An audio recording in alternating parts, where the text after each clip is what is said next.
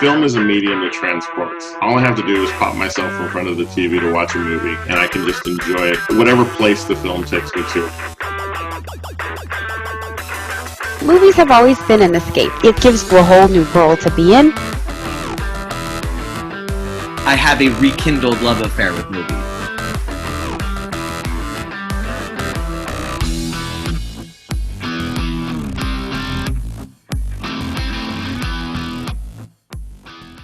Welcome, everyone, to this episode of Real to Real Talk. I am Sergio Barrera, and joining me, as always, I have Susan Chisholm and Paul Britton, and we are ready once again to get together and talk movies as we continue this journey together. Movies, of course, are our passion, and today is no different as we get ready to talk cinema one more time. Welcome, guys. It's time to do this one more time. Let's do the thing. Yeah. Okay, talking movies. Indeed. That is what we're here to do. As a matter of fact, we're going to talk actors today. Those of you who are joining us on video for the first time, hopefully you've heard our audio version of the podcast, but if you haven't, today you're going to get to listen to us talk within one of our ongoing series that we have here on the show. And that is where we take a look at favorite actors of ours.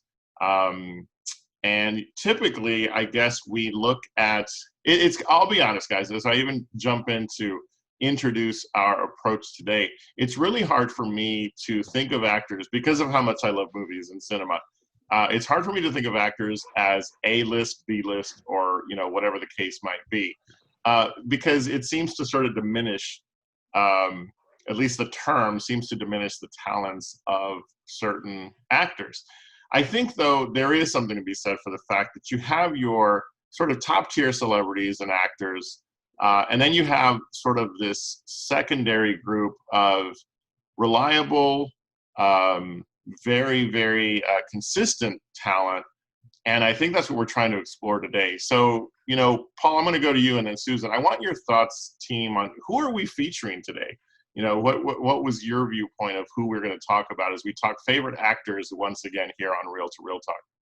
Wait, so what I picked my male actor based off of there are actors who don't appear in a zillion movies, but appear in a zillion movies of specific directors. Like they're always showing up in a particular director's stuff. And so I picked my male actor based on that. And then for the female actor side, I decided to go with just somebody who, when they pop up on the screen, just makes me happy. Just like I'm instantly smiling, and they'll do something that they just always do when on camera, and it'll make me laugh, and it'll make me think of things they've done before.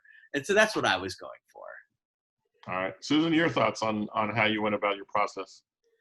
So in one of my Susan finally saw recently, this actor popped out to me, and I was like, you see him everywhere. And then shortly thereafter, the idea came up of let's do like supporting actors that are, common supporting actors that we love. And I was like, got it. My female actor was a little bit more difficult because, again, with my limited movie experience, it was interesting. So I literally, started looking through all the best supporting actress winners from the Academy Awards, and I was like, I know this person. I know this person too. All right, okay, cool. So that's how I did. And when I mentioned it to my husband, he's like, she's my favorite. So I said, okay, I've got to showcase this person. So. Yeah. Well, and I was, in doing my research, I was looking at what sort of the standard definition for A-list, B-list, and C-list is. And I was kind of okay with it. A-list, of course, is your top-tier celebrities, the actors that you see that have done, the kind of work that merits a consistent number of awards, be it Academy Awards or BAFTAs or SAG Awards, whatever the case might be. The B-list is typically defined as someone who was extremely popular, but now has sort of faded a bit into the background, but is still reliable. A John Cusack, for example, some might argue that there was a heyday of his films in the late 80s and 90s, or early 90s, and now when he appears to the description that was given earlier, you're like, yeah, okay, I love John Cusack.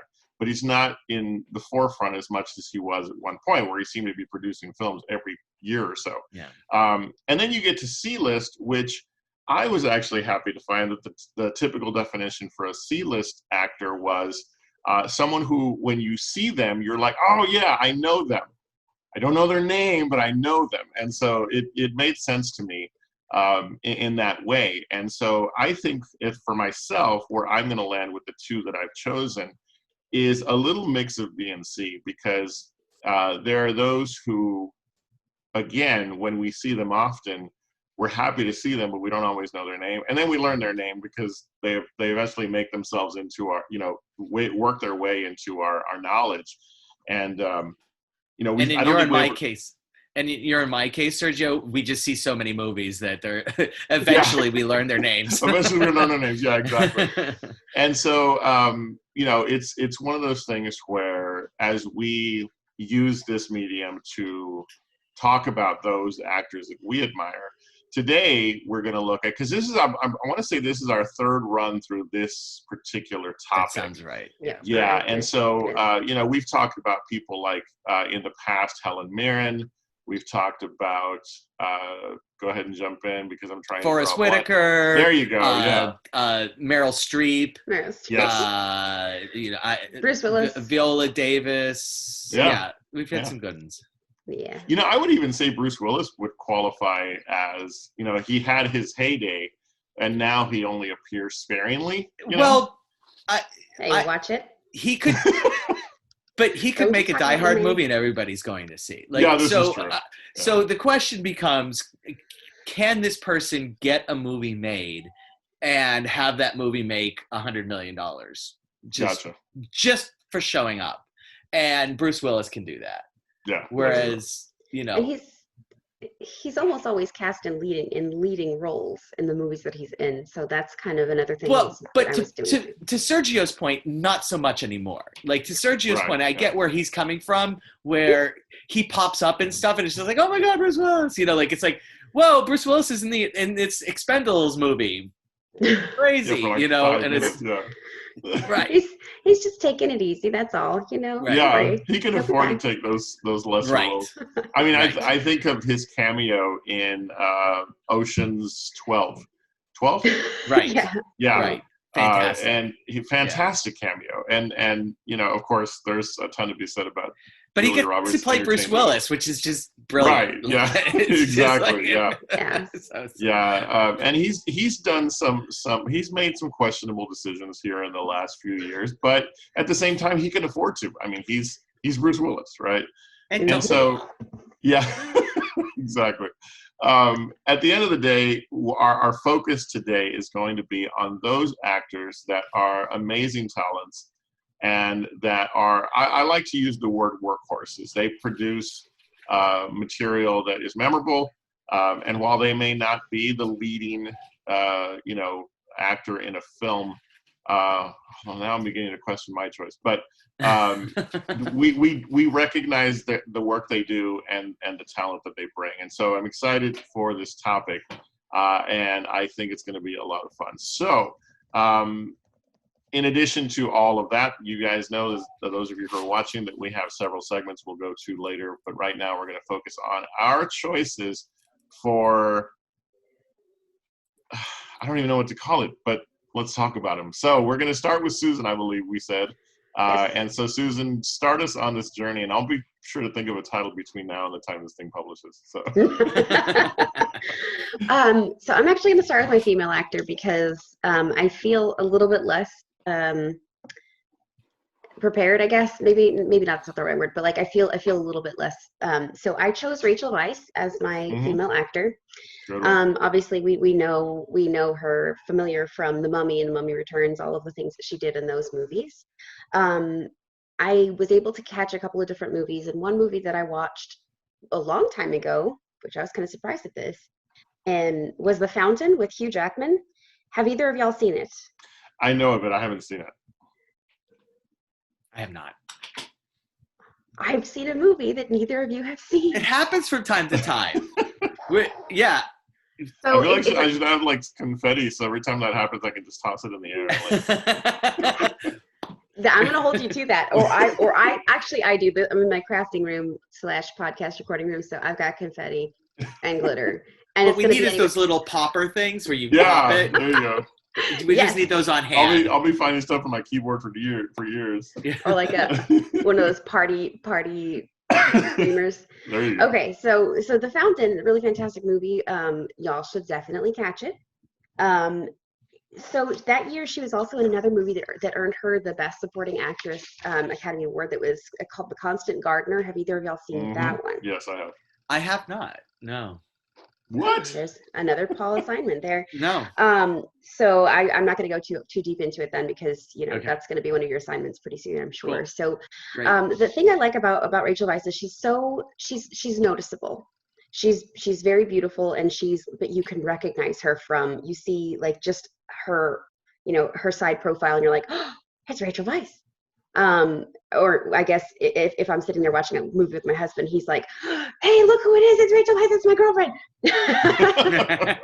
he's like whacking, smacking my arm, like, oh my God. She definitely, she definitely has some of those movies where you're just like, I didn't expect her in there. Like, she's in the movie Constantine, like with Keanu Reeves. Okay. That's another movie that it's interesting. You should maybe catch it. And you actually, Paul, in one of your What the Hell Did I Just Watch, you watched The Lobster. Yes.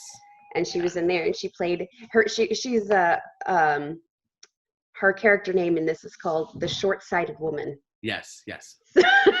So, I think that's part of the reason that I chose her, is that she is so recognizable, even briefly, from these little like cameo appearances, these little short segments where she is.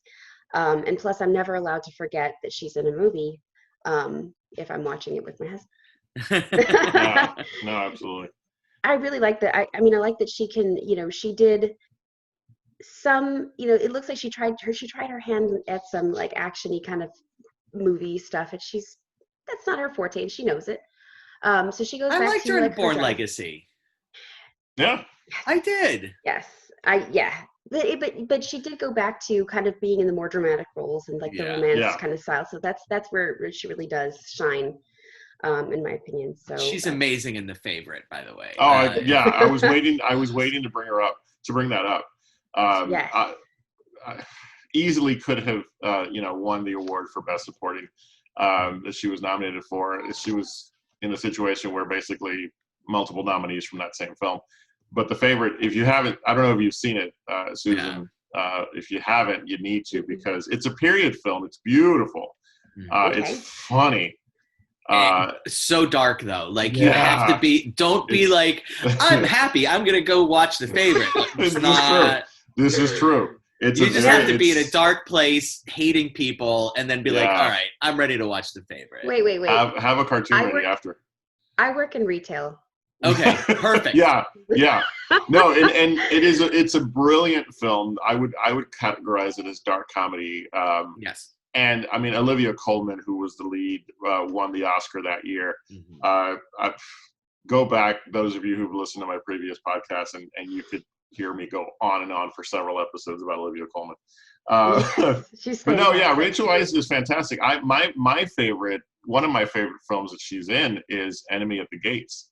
And again, it's, you gotta like war pictures, and you gotta like war pictures about, take place in other countries, World War II, war pictures Russia. Where people talk a lot. Yeah. Oh, I love it. But I'm also a big fan of Ray Fiennes. So right. There you go. And not Ray Fiennes, his brother. Ralph. Was it Rafe? No, because Ralph no. was in Constant Gardener. Right. Joseph. Yeah. What is his name? Joseph. Okay, thank you. But back to where you started. You think back to the Mummy movies and how great she was in those, and then it's been awesome to see her career progress the way it has. So, yeah, fantastic choice to get it started. So, all right. So, Paul, round one, you've got someone for us, I'm sure. Yeah. So I'm going with my male actor. I went with John Turturro. So as I mentioned at the jump, I went with a guy who just, if you're a fan of a certain filmmaker, he just pops up in that filmmaker's movies. For him, there's two different filmmakers that love John Turturro, and it's Spike Lee and the Coen brothers. And so for Spike Lee, the first movie that I saw him in would have been Do the Right Thing. Although it's possible that I actually first saw him in one of the Coen brothers movies, because the next year he was in Miller's Crossing.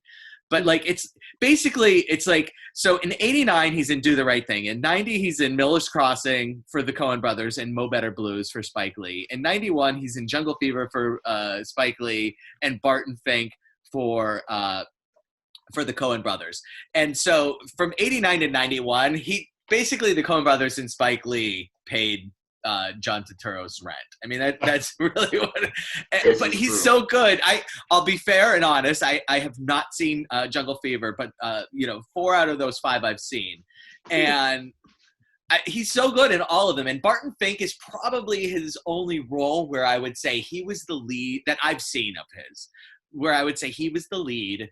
And he's just so good. If you haven't seen Barton Fink, he plays a screenwriter, and if you're familiar with current Coen brother movies, things get wacky, but it's really good, and he's forced into odd situations, and it's just he's so good. And then, but like for Spike Lee, he goes on to make Clockers, He Got Game, Summer of Sam, and She Hate Me.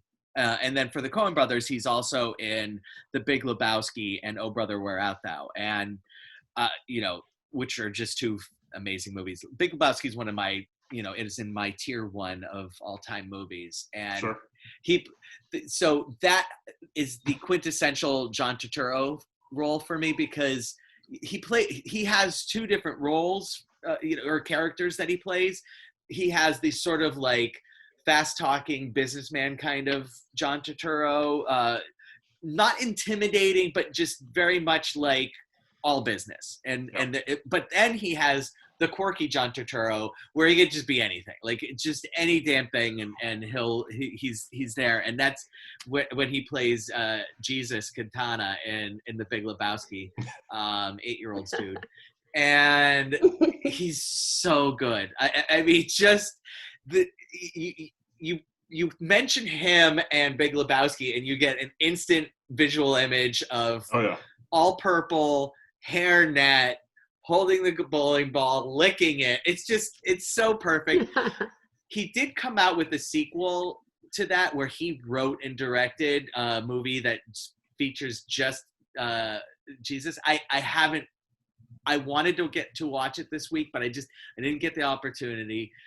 But I haven't heard a lot of good things about it, unfortunately. But it doesn't. Yeah, I would want. I think the beauty of that character was that it was in The Big Lebowski for so little time. Yeah, I don't know that I would want to watch an entire film dedicated to that particular character. So and that's probably part of the reason why I didn't jump on it and was like, I have to watch this movie. It was more like it was one of the ones that I wanted to get to, but it just didn't happen. I will eventually see it. Like, the bottom line is I will eventually see it. But some other roles that he's in, like, so Quiz Show was, early role for him. It's so good in that. Awesome. And that I mean, that's a Sergio special where it is all dialogue. And he absolutely is just owns it, and you feel so bad for, like, he's simultaneously sympathetic and completely not at all sympathetic, and it's such a complex character that he plays in that. There's a little movie that he was in called Unstrung Heroes, which was Michael Richards was one of the main characters, and Chickless, or I can't remember the guy's name, but it's from 1995. It's a really quirky movie. He plays the father of a kid, and the kid's going through hard times, and his father has these 2 brothers that are just like complete whack jobs, and he plays the father, not one of the whack jobs, oddly enough. But he's so good in it, and it's such a good fun movie. And I definitely recommend checking that one out. Also, so then comes my two of my other favorite roles. So my top 3 roles for him are going to be number 1, Jesus, number 2, the Kanish in Rounders, And then number 3 is Emilio and Mr. Deeds. I was hoping you would say that. Those last two.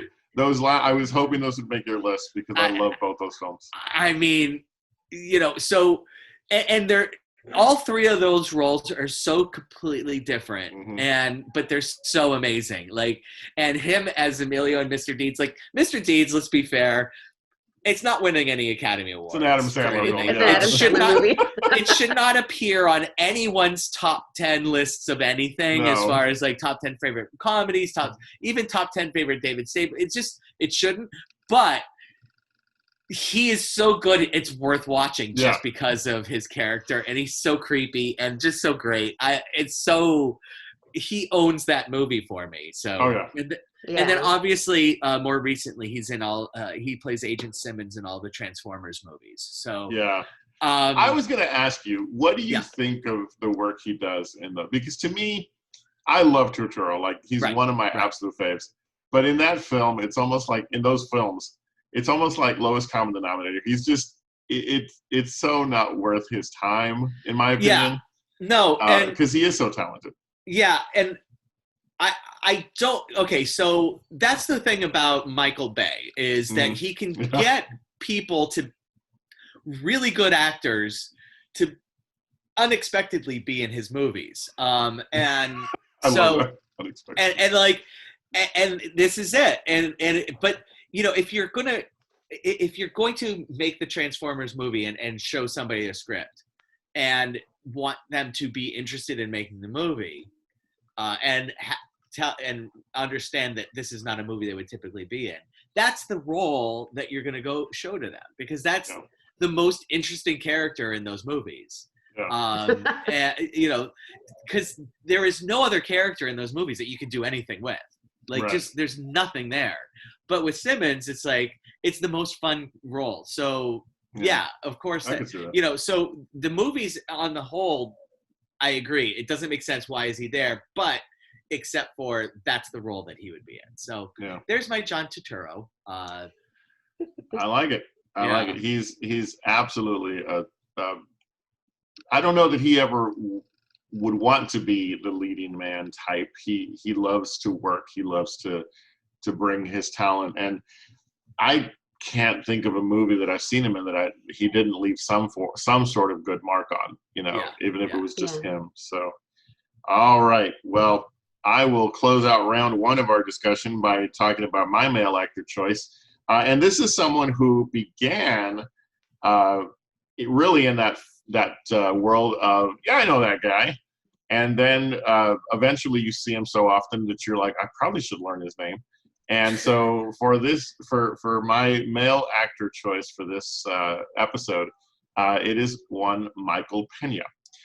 Michael Pena, for the longest time, was to me that familiar face that you saw in so many films.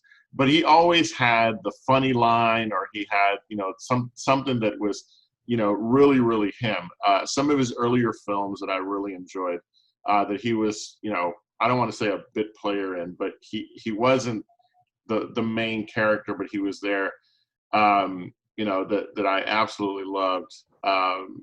He was in Eastbound and Down. I'm sorry. Well, that's a show he's appeared in. But Lions to Lambs with Meryl Streep and Tom Cruise. He was a minor character in that film that I love that movie. He was in Babel in 2006. Again, a familiar face, but you really didn't quite know who he was. American Hustle. I mean, these titles are pretty big in the world of filmmaking, and he was part of these movies. The Lincoln Lawyer he was in as well. And then he starts to move into these films that are more sort of familiar to us, as not only are they more recent, but they're pretty big blockbusters. Movies like Ant-Man and the Wasp. He was also in The Martian, 12 Strong. He seems to be everywhere.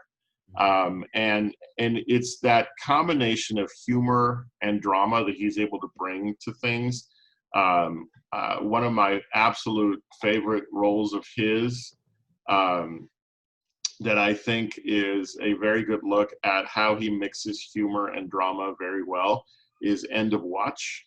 It was in 2012. He was in that movie with Jake Gyllenhaal, and it's a very difficult watch. But he brings that very familiar Michael Pena levity to that project. And the way I like to describe him is he's that reliable actor that will always deliver. And while most of his roles seem similar, most of what he brings is very, very, it's because that's what he's cast for. They know that they can place him into a movie and he's going to be front and center when he has to be, but in the background when he has to be, without trying to chew the scenery or overdo it. And he's worked consistently for many, many years.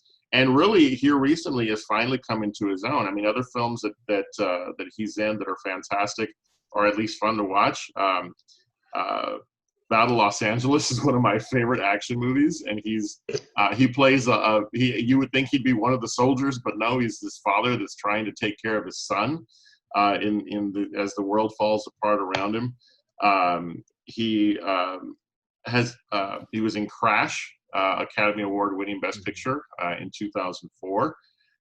His filmography is just, I mean, it's immense because of the consistent amount of work that he's done and he's put together. I'm looking for one particular title, and I'll come across it here in just a minute, but he was so good in it, but it was a very small role, and of course I'm not going to be able to find it. But, oh gosh, it'll come to me. But again, when you see him on screen, you recognize him, and you almost always get a laugh or a smile. And he just has really, really settled into what his place in Hollywood is. I don't think we're ever going to see him too much in a leading role, because I don't think that's his forte. That's not really his where he's most comfortable. He's made some questionable choices here recently, Fantasy Island, but yeah, but he's also made great choices like Collateral Beauty. If you haven't seen that, he's amazing in that. Well, looking through his IMDb, the one movie where he was the lead, he played Cesar Chavez in Cesar Chavez. So I'm actually interested. I want to go look that one up, because no, absolutely. Now I want to see that. Sure. I was not familiar with that. I didn't realize, So yeah, no, and that's the thing is I look at someone like him and I go, what else has he been in? And I go look, and I'm like, I think I'll check that out. Right. And totally. yeah, so good in American Hustle. Yes. So fun. Oh goodness, so yes. Good. Yeah, absolutely. He was in Gone in 60 Seconds. Okay. I mean, yeah, he's just been around for a long time, and really, if you think about it, he's very. Let me see. He was born in 76, so I'm older than he is. But here he is in his mid 40s, and he still looks like he's in his early 30s. Like, the guy doesn't age. Yeah. And again, I think he's in that place. I can't speak for him, but the impression I get when I look at his filmography and the choices he makes is he knows where he's most comfortable, and he brings everything to whatever role he's given. And so, I absolutely adore it. In fact, he was one of those people that I'm like, I need to learn his name because I see him so often. And so I'm every time I see him now, I'm like, oh, look, Michael got another role, my pal. So so that's my first entry today is Michael Pena. Check out his work, check out his filmography, and you might even be surprised, like, hey, oh yeah, he's in that. And so it's a lot of fun to watch him work. All right, Susan, I think we're coming back to you. Yes. So I'm doing my male actor this time. I chose J.K. Simmons. So a couple of weeks ago on my Susan Finally Saw, I did The Lady Killers, and he has been stuck in my mind ever since then. When we started, because I think it was after that episode we started talking about like actors, and I was like, you know what? I know him. I've seen him so many places. So such a great talent. He's incredible, and you see him everywhere. And here's the thing that's insane. So I know that when we look on IMDb, we see how many roles he's been credited in. Okay, so technically his filmography starts in 1986, 1987, but those were like TV series, TV movies. So his first official movie, was in 1994. But if you look at how many roles he's credited in, 202 roles. Mm-hmm. So you do see him everywhere. And sometimes it's just for a split second, and sometimes it's for an actual thing. So obviously he stands out in different spots. So in the Spider-Man, all the Spider-Man movies, he plays J. Jonah Jameson. Yeah. He does a fantastic job of like that yell, like the way that he does everything. It's exactly the way that you would imagine it to be. Mm-hmm. He's gruff and he's stern, but he's also really distracted and confused, kind of thing. You see him a lot in commercials. So you see him like at the Farmers Insurance commercials, and you're just like, oh, it's that guy. He does a lot of different things that you can see as he goes around. So obviously, like I said, he was in the Spider-Man movies. So he made a little appearance in, I think, in one of the other Avengers movies. I'm maybe mistaken, but I know he does a lot of TV series and stuff like that. Yeah. So he won one Oscar for Best Supporting Actor in 2014 yes, for the he movie did. Whiplash. Mm-hmm. Yes. Chilling. Yeah, it's just it's so weird to see, like, that's intense. Yeah. And the thing that I recognize most about him is his voice. It's so, you can pick it out. And so, at first when I heard it, hear his voice, it's like, is that guy? Is that, well, because for the first time, I didn't know his name, so I had to look it up and to find it. So obviously you see him, he's in a lot of animated series and stuff like that, especially regarding, Spider-Man. But he's also, if you're into any kind of like video games, he's in a lot of, he lends his voice to a lot of video games, including one of my favorite video games, Portal 2. Oh, Paul knows what I'm talking about. Not at all, actually. No? Oh, you made a face like you knew what I was talking about. I wanted to look cool, but that's not going to happen. So. Now I feel really awesome. So in the game Portal 2, he plays, he lends his voice to the eccentric, I guess we'll say eccentric. He's a founder of applied sciences company that's called Aperture Science.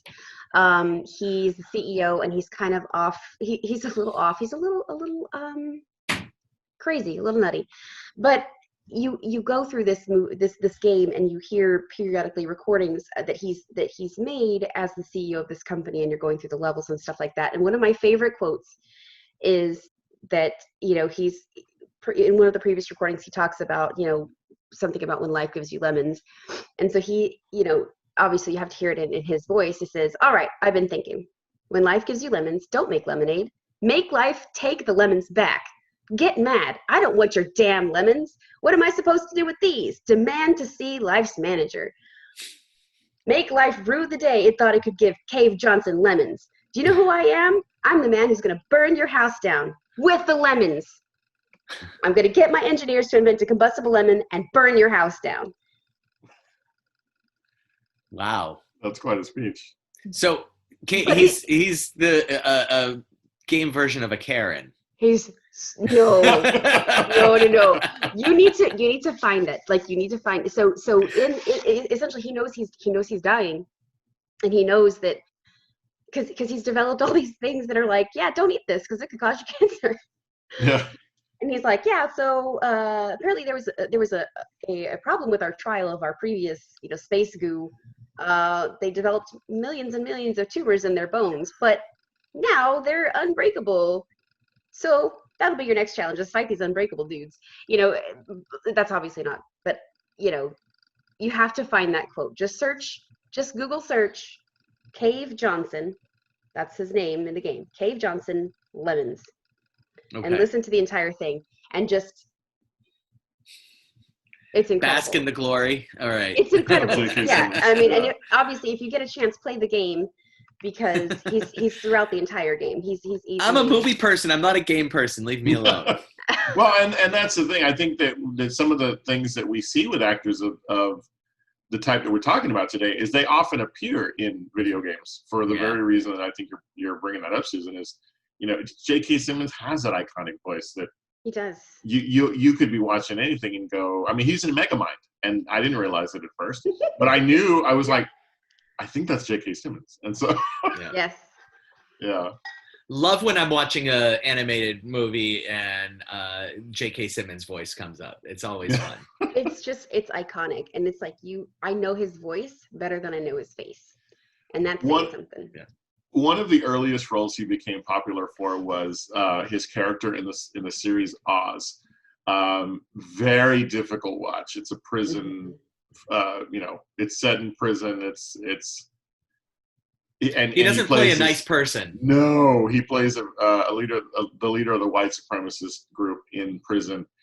And you have to have seen the entire series, as I did, to understand what a great actor he is, because of this just dramatic arc that he takes his character on, to the point where by the time he meets, you know, this Oz is old, so if you don't know this by now, you just haven't watched or don't want to watch the series. By the time he meets his demise in the last season, as evil as he's been and as redemptive moments as he's had, you're still like, finally he's dead. Like, you know, he's able to twist you in so many ways, but he still keeps that little bit of evil enough to be like, yeah. And so that's the power of a J.K. Simmons, is that he can build these characters that maybe a small niche audience is familiar with, and then just take you on a ride. So I was very happy that he appeared in a movie I recently saw that we'll talk about later. So great choice. Thank you. That's my guy. I'm done. Awesome. All right, Paul, round two. Yep. What do you got for us? My female actor is is a graduate of Juilliard. Spent 20 years doing almost nothing but Broadway, and has a Tony Award and every other possible Broadway award that somebody can get as a result of that. Became friends with Meryl Streep. And then at the age of 41, appeared in the first movie that I saw her in, which was Addams Family Values in 1993, and that's Christine Baranski. And she just is amazing. I just love everything she does. She could literally just be on screen. Like, they could put her, you know, on screen, you know, in the background somewhere, just giving people, you know, Christine Baranski looks, and I would be, you know, judging, you know, Christine Baranski judgmental looks, and I'll be just as happy as a pig in dirt. She is just so good. She, you know, she has such an authoritative and such a commanding presence that she gets typecast as the upper crust, authoritative, commanding mother. And like, you know, so like she gets typecast as exactly this, you know, as solid of a person as she is. I mean, it's just like this person that owns the room. And the second she walks in, and that's saying something. When that's your typecast, you're a pretty interesting person, I would guess. You know, like you've got something going on there. But Addams, honestly, my favorite role for her might have been Addams Family Values, though, because she plays one of the camp counselors, and it's just crazy funny, just so friggin' funny. And then, you know, so some of her other roles that she's in that I love, you know, The Ref in 1994, which is in our household probably number 1 or 2 Christmas movie of every year, depending on who you're talking to. If it's my wife, her number 1 is The Ref.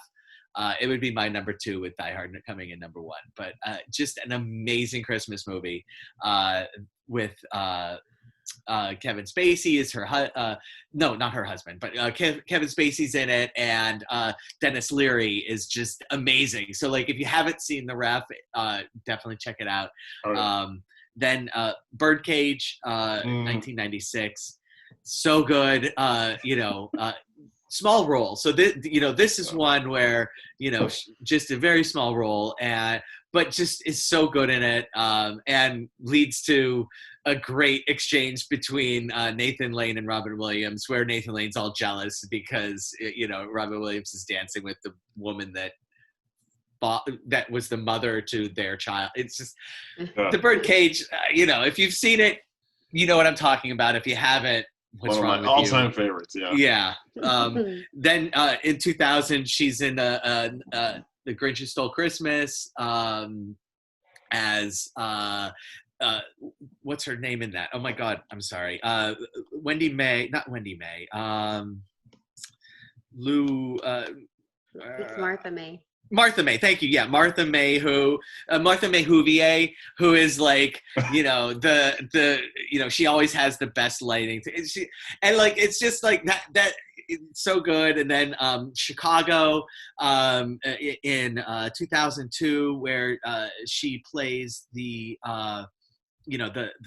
journalist who is sort of like, I can't believe this is happening. It's so, and she gets to, actually do some singing and what, pulling back from her Broadway.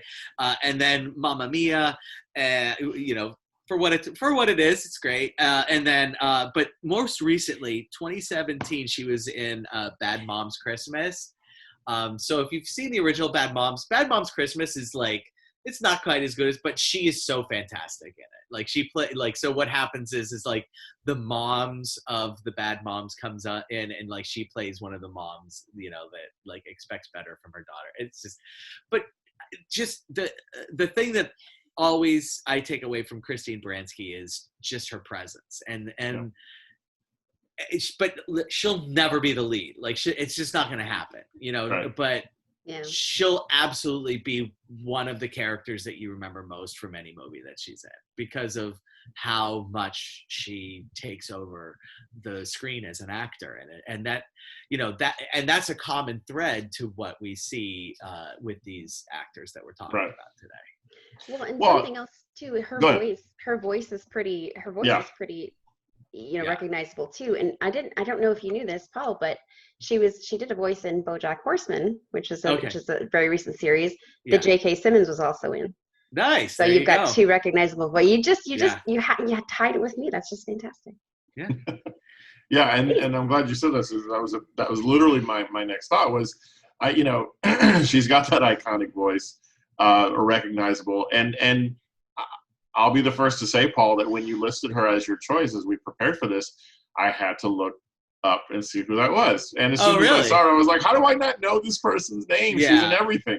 Yeah. So, in fact, she reminds me of someone like an Allison Janney, who, again, you see everywhere, but you have to look up and go, what is their name? And so, shame on me for not knowing Christine Baranski right off the bat, because her role in The Birdcage is, again, small, but like you said, so pivotal to the story. Yeah. And hilarious. And so. Yeah. Like she's this like corporate, like it's so great. It's like just the antithesis of a mother, and but she plays the mother in all these movies. It's just great. It's just great. Fantastic. All right. Well, man, I was looking at her filmography and J.K. Simmons as well. Like, there's still so many things I've got to see for both of them. Yeah. And so. I'm going to go in with my last actor for this discussion, and I'm going to start in her most recent work because, the work that she's done here recently has driven me to look and learn about what has she done before, because I have no familiarity before, a little movie called Zero Dark 30. Zero Dark 30 is the movie that introduced me to Jessica Chastain, who is my choice for this topic. And I said earlier that I was kind of like struggling with my choice because she really has had several leading roles here recently, beginning with Zero Dark 30, Molly's Game being one of her most recent. She's in Interstellar as a main character. All films that I love. But I think it's that she is, I don't know that she's maybe underrated, because a lot of the critiques she gets for her performances, or maybe it's the films, don't always score very high. And so I don't know that she's had that sort of blockbuster role that would make her, you know, in the top level tier of, say, you know, oh gosh, now I'm trying to think of who are your top tier actresses now, or female actors now. We're talking about, she's not going to be in the Meryl Streep, you know, iconic actress that you'll remember for years and years to come. She's not going to be Helen Mirren, but she's so good at what she does. And I can't here recently think of a movie that I've seen that she's in that I haven't enjoyed. She can be blamed for bringing sort of the same character to each of the roles, but I think that's what I like about her. She's fantastic in Miss Sloane. Her role in The Martian, while smaller than most of the roles, still very, very impactful. Again, has some missteps here and there. The Huntsman, Winter's War, but you know, it's fun to see her on screen whenever she's there. The thing I love in the research that I did for myself personally is that I'm now looking forward to several films I'm going to check out over the next few weeks, beginning with A Most Violent Year, because everything I've read about that, you know, looks really great. She's in Lawless and a movie called The Debt. And so, again, she's become a favorite pretty quickly. And so now I'm excited that I get to delve into more of her past work and, you know, see if it's, you know, more of the same or, you know, what it might be. One of the earliest roles that she had that I absolutely, you know, I didn't, back then it would have been like, who is this? I don't know her name. Was in a movie called Coriolanus. And it is just an amazing film. But she's just one of those actresses or actors that when I see her now, I'm in. I'm like, okay, I've got to check that out. I honestly think that Molly's Game, I really was convinced that she had a really good shot at the Oscar for that role. It's probably the film that she carries the most in terms of the entire picture itself. She's in Zero Dark 30, and again, lead and in pretty much the central character. But it was like Molly's Game took it up another notch for her, and I think she was far more. There was a different magnitude of her performance in Molly's Game, I think, that even in Zero Dark 30, and it could have been the subject material because Zero Dark 30 was a tough watch. Anyway. But yeah, Jessica Chastain. I'm curious to know, you know, your thoughts, team, on her work, because all the ones you've brought are great. I was sort of struggling with this because is she lead? Is she not? So, what do y'all think? Yeah, she's kind of lead. This is definitely on the edge of like teetering. So I could see where you went with her. But yeah, I mean, she's great. You know, like you said, she's definitely kind of, you know, has a consistency in you know, from role to role, but not in a way that takes away, you know, from not it. Like, so Costner way. Right, exactly. No, so literally, like, you know, for Kevin Costner, it's just like, you know, okay, you're the same thing in every role, but there's no personality there. Whereas hers is, she's, you know, consistent in every role, but there's, you know, there's a sharpness to it. There's wit, you know, there's person, you know, there's just depth to that. You know, to that, and so it's consistency and it's solid. Yeah. I mean, I'm not sure about, I mean, I haven't seen any of the roles that you know, the leading roles. I've only seen a few of her films, so I don't know that I can really say one way or another. Well, add Molly's Game to your list, Susan, because I loved it. I'm a big, as much as a fan I am of Rounders, any card game or, you know, poker related movie, I'm in. But, you know, Molly's Game for me was, for the year it came out, which was 2017, that was one of my end of the year movie marathon movies. And I remember coming out of it. It was the first one I saw. I'll never forget. because I thought, man, I hope the rest live up to this because I have a long day ahead of me. So, but yeah. All right. Well, it's always fun having these discussions about these talented actors that we talk about here. And you know what I love about these topics, team, is that we could go on, and that's why, for those of you who are watching Reel to Reel Talk for the first time, you'll see more of this. And if you go back to our audio podcast, you'll hear our previous discussions on favorite actors.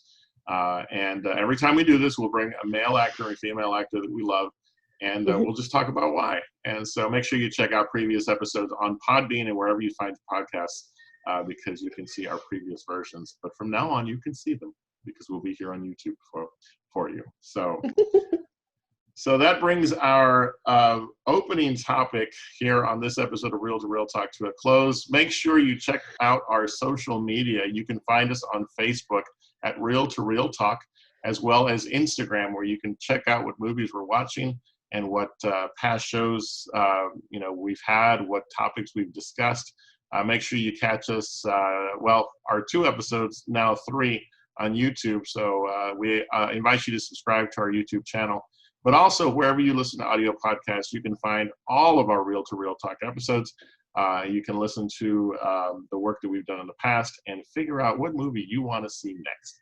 So make sure you check out our social media and our podcast and video portals. So with that said, it is now time for What the Hell Did I Just Watch? Paul, what weirdness do you have for us this week?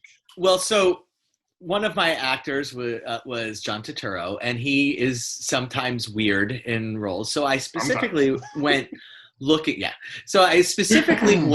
for a John Turturro movie that would fit the bill. Nice. And I found one. And so, yeah. So, and what would you say, just hypothetically, if I said to you, Sergio, let's go see a movie that is written and directed, is the writing and directing debut of Sir Anthony Hopkins? What would you say to that offer? What would you say? I would jump at it. Right? You would think you would want to, right? Absolutely. You would be wrong. So now I'm deadly curious. So Sir Anthony Hopkins' dive into writing and directing is a movie called Slipstream from 2007. And John Turturro is in it. John Turturro, unfortunately, doesn't get to play one of his zany character tropes. He plays his sort of business, like very serious, down the line characters. And this movie is a mess. It's just a total mess. It's a shame because it also has Christian Slater in it. So like if you grew up at any time or watching movies in the 80s, 90s, then you would know Christian Slater and you'd be like, oh my God, Christian Slater. Yeah, I want to watch that. If you didn't grow up watching movies during that time, I would say Christian Slater. You'd say, who? It's probably because he kind of vanished quickly. And so when I saw that Christian Slater and John Turturro were in a movie made by Anthony Hopkins, I was like, well, hell yeah, this is going to be good. Right. And if you have any sort of predilection towards, flashing lights causing seizures or anything like that, do not watch this movie because it's just basically just jump cuts. It's just an entire movie of jump cut after jump cut after jump cut. Anthony Hopkins plays a writer, a screenwriter who's going slightly crazy, and you don't really realize it until you're like an hour into the movie. And what's happening is the characters that he is writing are slowly seeping their way into his life. And you begin to realize that the things that are happening on screen aren't really actually happening. And there's a lot of like, is this real? Isn't this real? And which is okay. I don't mind that when it's done well, but when it's not done well, it just feels like you're being taken for a ride. And this is definitely falls into the,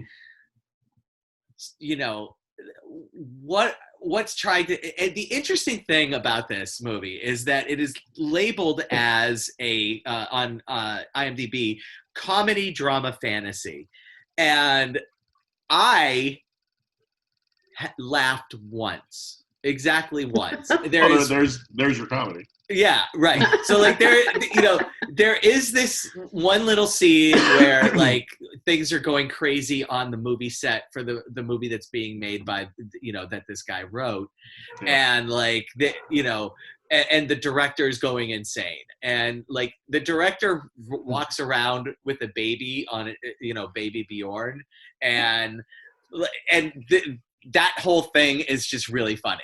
But that's it. Like, the only funny thing about this movie is the fact that there's a director that walks around with a baby on the baby Bjorn.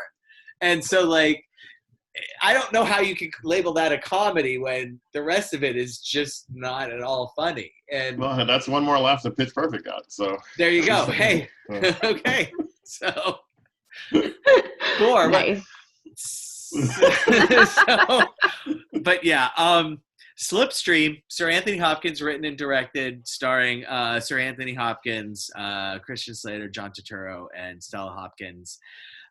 Michael Clark Duncan's in it too. I forgot about Jeffrey that. Tambor's in it apparently. A lot of people wanted to be in this movie.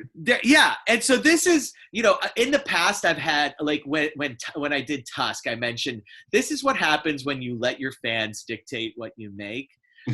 This is what happens when somebody as big as Sir Anthony Hopkins just decides to make whatever the damn well he pleases, and people give him money to do so.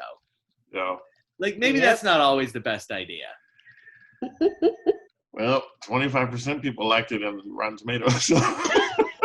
Yeah, I don't know who those 25% people are. I genuinely, like, I went into this really wanting to like it too. Like every once in a while I'll do these and I go into it like expecting just to hate it.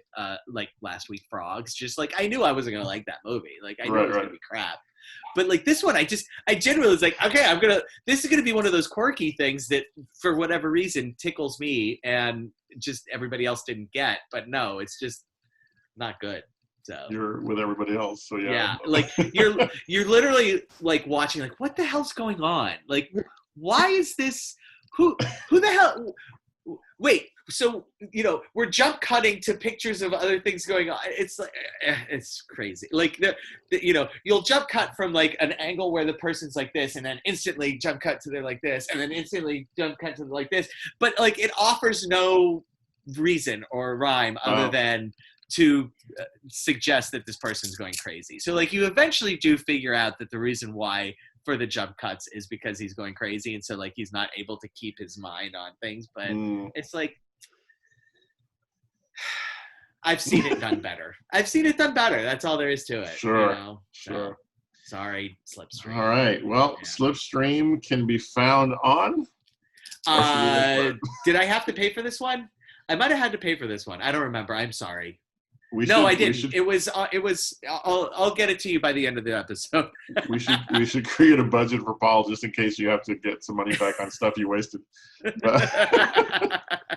But I mean, yeah. I mean, it's. I think what I'm going to try to do is figure out a way we can do an alternate podcast that's going to be, sort of mystery science theater 3000, but just you watching these movies. Like, I would totally participate. In silhouette. I would do that. Yes. Just to hear your reactions as you're watching these movies. Yeah, I had to rent this one. I did. I had to rent this one, but I don't mind. I sacrifice for the team. That's what I do. Yeah, you did. You always do. So we appreciate that. Yeah. Thanks. All right. Well, you're welcome.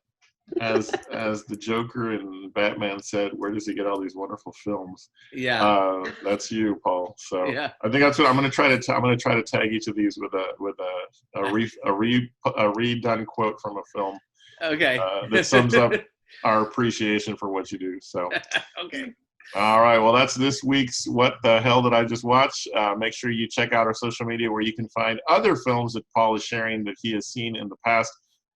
And we encourage you to see them, but don't hold it against us. So from there, we're going to jump to our next edition of Susan Finally Saw. Susan, you know, every time we meet, you say something like to the effect of, because of my limited experience, you're actually, you know, you're getting deeper into the rabbit hole, and so pretty soon you're not gonna be able to use that line. Yeah, I'm getting there. I'm not nearly as versed as y'all, but I'm getting there. I am. So this week, this one is available. Before I forget, it's available on Prime if you have the Cinemax add-on. So definitely do that. The movie that I watched finally, and it has been on my list for a very long time because my bestest friend in the whole wide world, before I even met either of y'all, my best friend was like, started the list. The list. Oh, okay. Mm. And this movie was on it. This movie was one of the three movies. How long ago would you say this is? Not long. Okay. Probably like 4 or 5 years now. Probably 5 Okay. years at least. All right. At least. I'm trying to get a gauge for how long you working to see this movie. working your way through the list. You don't want to go too fast. Now, to be fair, the first movie on the list was Lost Boys, and I saw it 2 weeks ago. Yeah.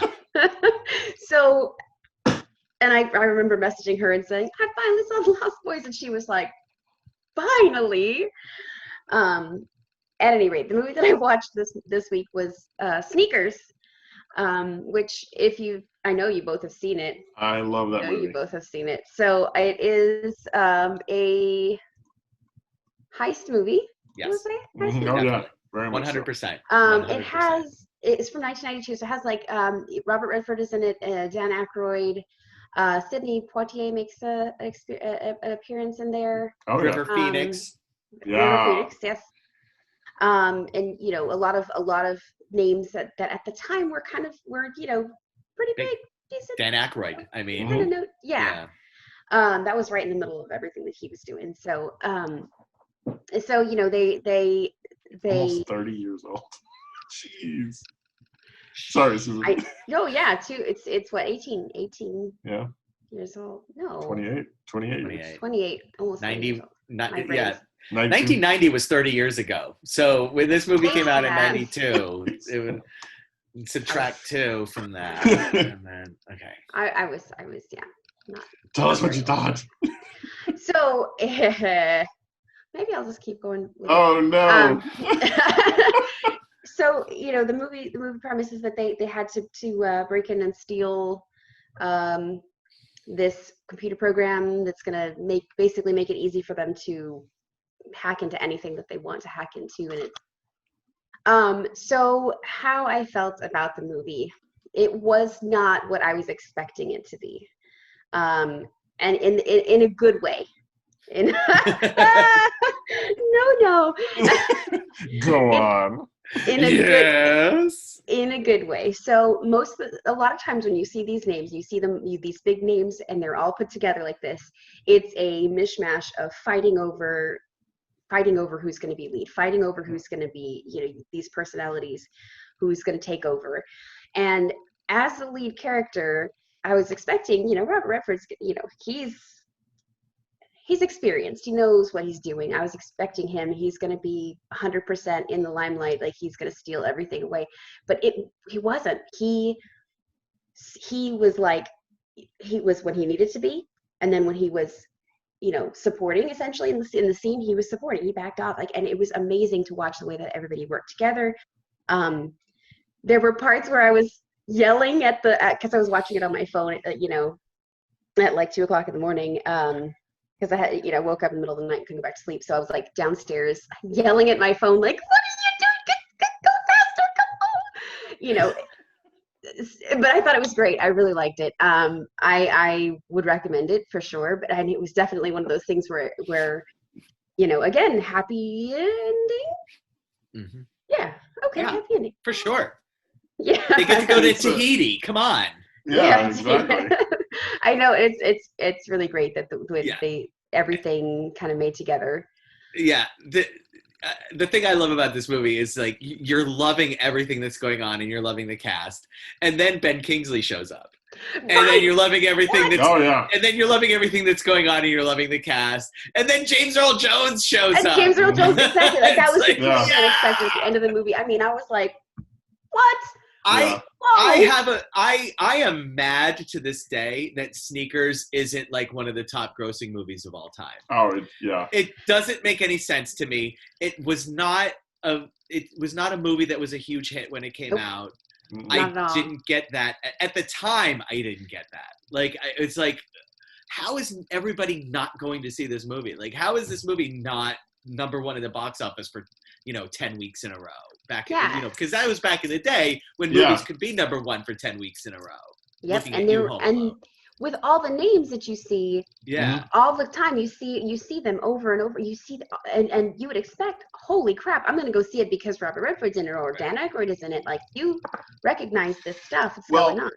And I think therein lies the reason. I think that the issue with Sneakers is that when you have Robert Redford, Sidney Poitier, Dan Aykroyd as the people who are billed for this film, you're seeing them at a time where their careers have long been established. They're older, but therein lies the beauty of how the movie works, because the very first image you get as they're sneaking into the building at the beginning of the film is Robert Redford trying to leap over a table, and he doesn't make that jump.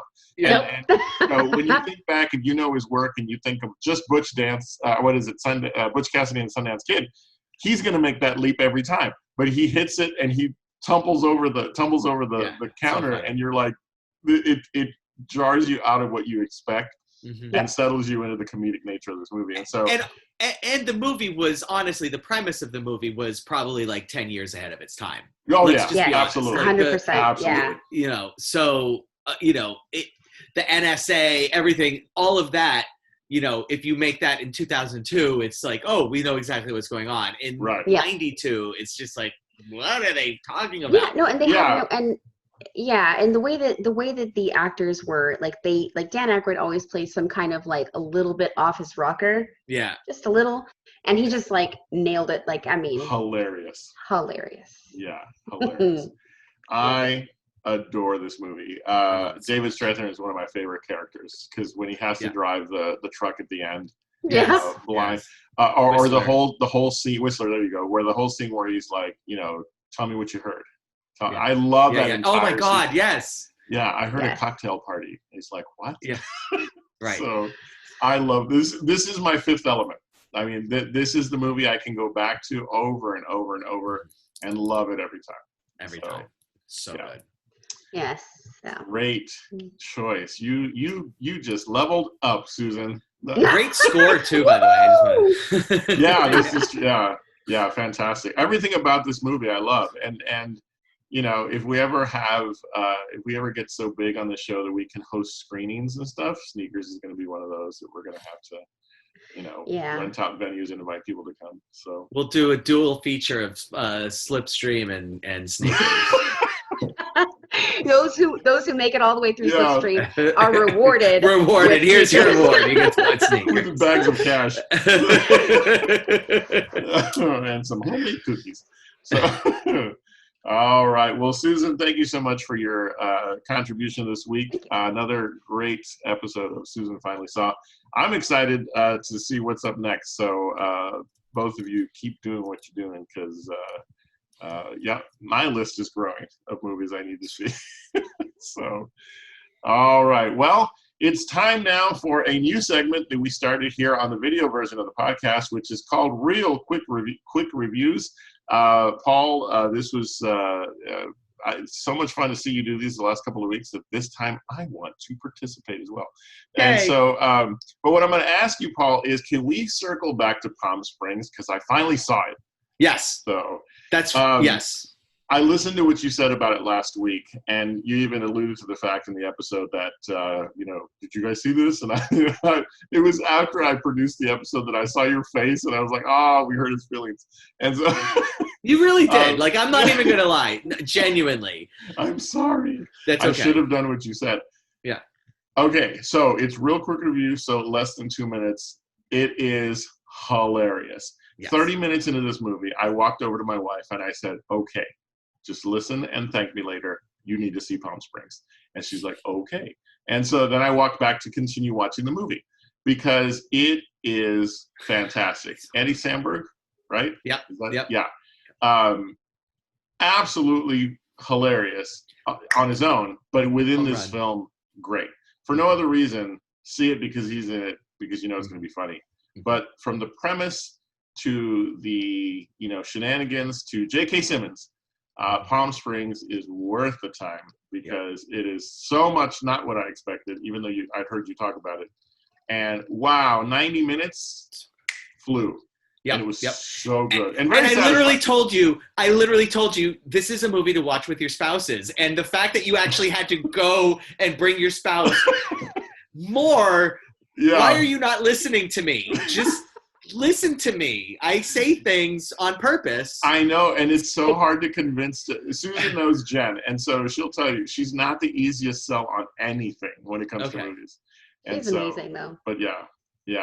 So yeah, Susan, you and Cullen need to see Palm Springs as soon as possible. So what happened was, I actually had it. I was on my list to watch because J.K. Simmons and Cullen had gone to Home Depot, and I was like, I'll wait for him to get back. And then the kids are like, "Can we play the Xbox?" And I was like, "Yeah, sure." But when Dad gets back, we're watching a movie. And then I was like, okay, and I'm watching them play, and I'm like, oh, but you got to do this thing over here. And I'm like, well, give me the controller. I'm going to play. Pulling it back. I was like, You're a movie person now. You are not a gaming person anymore. You are a movie person now. Deal with it. I have been a game person for 34 years. It's time to change. La la la la la la la la la. No, sir. That is false. That's hilarious. Incorrect. So then, are you saying you did or didn't see it? I did not get a chance to see it. We'll hear your review next week. So 3 weeks in a row. Stretch this bit out for 3 weeks in a row. Well, I appreciate you letting us missed the boat. But what I could do this. I can watch it today, and I can send a little video clip and be like, "Okay, guys, here's my quick review." Spliced in, yeah. Put it at the end. I'll do it. You know I will. No, I know you will. No, it really is a fun movie. Because that means we actually watch a good movie, so it's good. Why do I feel attacked? Okay, bye. No, that really was a fun movie, and I very surprised. But I have one more. I'd like to break the norm and just encourage people to see a fantastic Korean film that blew my mind. Y'all remember that movie Snakes on a Plane? Yeah. This one should be called Zombies on a Train, because the movie Train to Busan, I watched that this week too. Did you really? Oh, I swear to God. Okay, listen, I'm going to try to do this in less than 2 minutes. I love it when stuff like this happens. Train to Busan was given to me, and I've been waiting to post about it because I know that as soon as I do, someone's going to be like, "You finally saw it." I love zombie movies. I don't like horror films. I'm not a big fan of gore and stuff, but zombie movies is the exception. And Train to Busan has every single zombie trope imaginable, but for some reason, it does it with much more emotion. Yeah. That by the time it was done, I was exhausted, but in such a good way. So Train to Busan, quick review.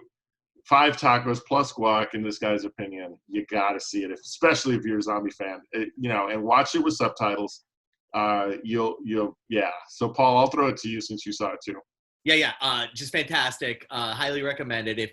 If zombie movies are your jam, definitely Train to Busan. Oh yeah, absolutely. If zombie movies aren't your jam, stay the hell away. You're not gonna like it at all. Yeah, but no, it's so good. It's so good. I was so happy that I finally got to watch it and made the time. And I don't recall what. It was very random. I was like, click. It was quick. It got you in quick. Yeah. And so, I don't, Paul, am I right that this was the same director as Parasite? I'd have to look again. I don't think so. Okay. I'm going to say no. Regardless, I need to check out more South Korean cinema because there's some good stuff out there. And you can see Parasite if you haven't, by the way. It's on Hulu now, so check it out. All right. Well, I was so thrilled to be able to see that movie, so I hope you guys will too. So Paul, do you have anything else for us this week for a real quick review? Nope. All right. Well, every week you can rely on the fact that regardless what our main topic is, you'll always hear from Paul in What the Hell Did You Just Watch? Susan on Susan Finally Saw. And now real quick reviews. And is it okay for me to pitch that starting this month or starting next week, I'm going to have a special segment as well. It is Anime August. And your boy Sergio is going to open his horizons even further and start to check out some anime to talk about a few weeks here in this month. And so that'll start next episode. And I'll already tell you, it's not going to be just movies, guys. I'm actually, because anime is so often series, I'm going to sort of bend the rules a bit. And I'm starting with one called One Punch Man. I'll just leave it at that. And so if you're not familiar, you really should be. So, all right. It's been another fun episode here with everyone on Real to Real Talk. We thank you so much for joining us. Make sure you check out our social media. We are on Facebook at Real to Real Talk as well as on Instagram. You can check out all of our social media contributions there. Please make sure that you subscribe to our YouTube channel where you're watching this and hit that notification bell so you know when our videos land week to week. We're looking at about Monday, Tuesday releases from now on since we are on the video format. And we look forward to entertaining you for weeks and months and years to come. So make sure you check us out on YouTube. As far as the audio podcast, they'll publish later in the week, but you can still find us in all the old places, Podbean and everywhere else where you listen to podcasts. Make sure you check us out. And we thank you for doing so. Make sure you comment, whether it's here on Facebook, what you think. Give us some ideas of films that you want us to watch or things you'd like us to talk about. And we'll be happy to take that into consideration. For now, guys, it's been a blast. Thank you guys for all that you do. And looking forward to next week already. Oh, cheesy. Absolutely. All right. Well, on behalf of Susan and Paul, we thank you all so much for joining us. Remember, you're awesome, you're amazing, and the world's a better place because you are in it. We'll see you next time on Real to Real Talk.